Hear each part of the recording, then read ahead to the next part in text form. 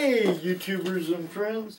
Well, it's getting that time of year where I'm going to be, hopefully, putting on some more In the Shed with Ed episodes. In my In the Shed with Ed show, I like to mess around with do-it-yourself tools for playing on the river and helping me find color, whichever it may be. Like in one episode, my friend Jake, Frank, and I created this rock crusher. I also make things like this little portable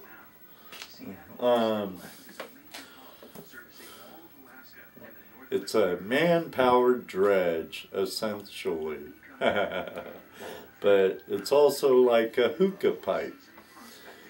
I have one piece that I put into crevices when I'm working crevices in bedrock, and this piece with the tape I put in my mouth.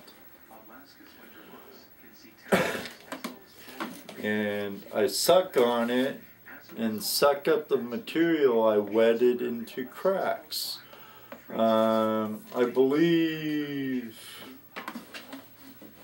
Desert Prospector, or I believe it might be propane. If that isn't the case, one day I'll make a video and change it. Or down here I'll have a subtitle telling you who also made it on YouTube. But it works pretty slick. Put this in your mouth, suck it up, suck up your material, and it ends up going down into this coffee container. It works pretty slick. Those are some of the things I do on In the Shed with Ed. Or I make a little cleanup sluice. Or like my bucket hopper. Or my blue bowl. You know. Just stuff for the guy on the budget. Life is expensive nowadays, and so I make things to move along. But the guys at work kind of tease me about my YouTube channel, and especially In the Shed with Ed, where in all reality most of the episodes when I'm building something gets the best overall views and everything. But Jet, one of my foremans one day, knew I dowsed and played around with the pendulum and stuff. I think I had him at work and I was messing around with them, and he's like, "Oh, there's an episode for you, In the Shed with Ed, and today we're going to make dowsing rods," something like that. But that was probably a year ago. But Jet, I'm going to do it, and thank you, bud. But what I use for my personal dowsing rods is bucket handles. You know, any prospector who uses a 5-gallon bucket has had the handle come off and stuff, or a bucket break, and then you have a handle. But I ended up one time making my dowsing rods with them, and so far they've been really good. I plan in the future on making like a bronze set and maybe a copper set. We'll go from there and see how they all work. But right now,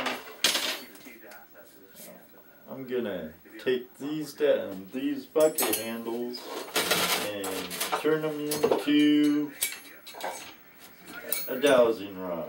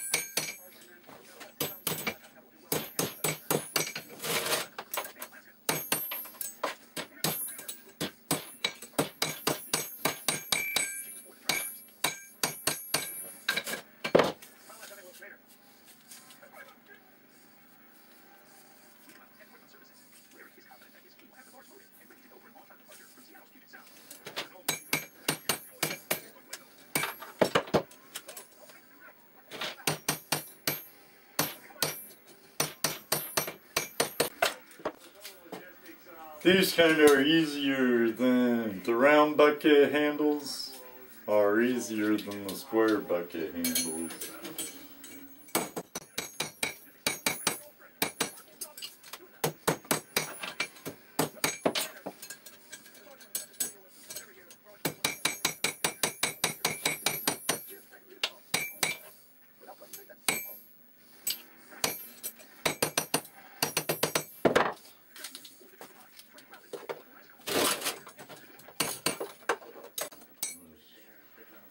Just thinking of something. Another dowsing, different type of dowsing device. But that'd be another time.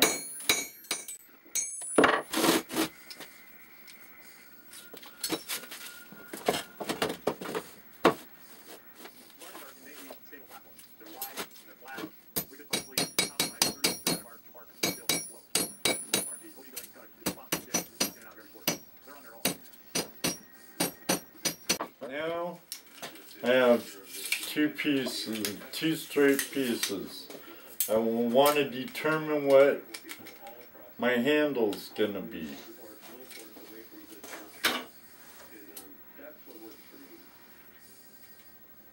The tugboat has the barge in sight and is ready to pull the floating beast to its final destination, Nome, Alaska. Look at pull up to 2 barges. 30,000 deadweight tons per barge. The tugboat crew has a brief safety meeting. Then it is all hands on deck to secure the barge to the top.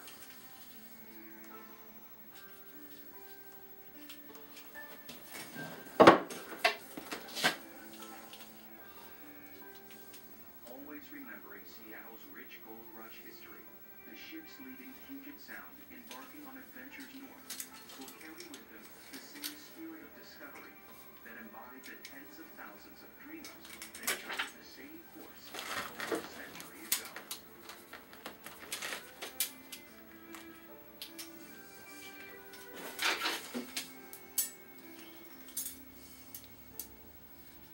Still to come on this season of Alaska.